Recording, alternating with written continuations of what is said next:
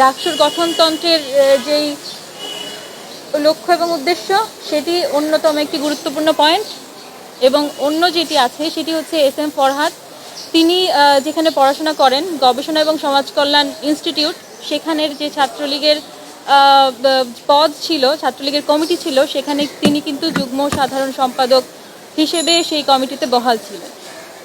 এবং জুলাইয়ের আগে এবং জুলাই পরবর্তী সময়ে তার কাছ থেকে আমরা কিন্তু কোনো পদত্যাগপত্র বা কোনো ধরনের প্রুফ আমরা পাইনি যে তিনি আসলে এই সংগঠনটিতে আর বিলং করেন না।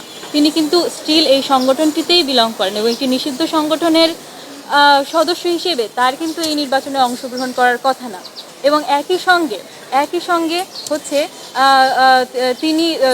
তিনি বাংলাদেশ এবং ওই যেটি ডাকসুর গঠনতন্ত্রের 2 অনুযায়ী তিনি যে মুক্তিযুদ্ধকে ধারণ করেন না, তার সাংগঠনিক পদ অনুযায়ী তিনি যে বাংলাদেশ ইসলামী ছাত্র শিবিরের সাধারণ সম্পাদক হিসেবে আছেন, সেই অনুযায়ী তিনি আসলে সভাপতি।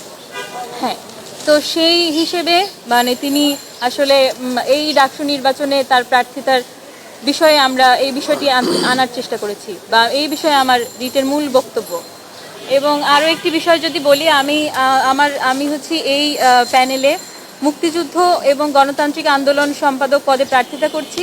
তো সেই স্ট্যান্ড থেকে, সেই কমিটমেন্ট থেকে আমার মনে হয়েছে এই বিষয়টি আসলে মুক্তিযুদ্ধের স্পিরিটকে যদি আমরা ধারণ করি, মুক্তিযুদ্ধের বক্তব্যকে এবং এর মূল মন্ত্রকে যদি আমরা সমুন্নত রাখতে যাই, তাহলে এই বিষয়টিও আসলে আমাদের প্রত্যেকের কনসার্নে থাকা উচিত।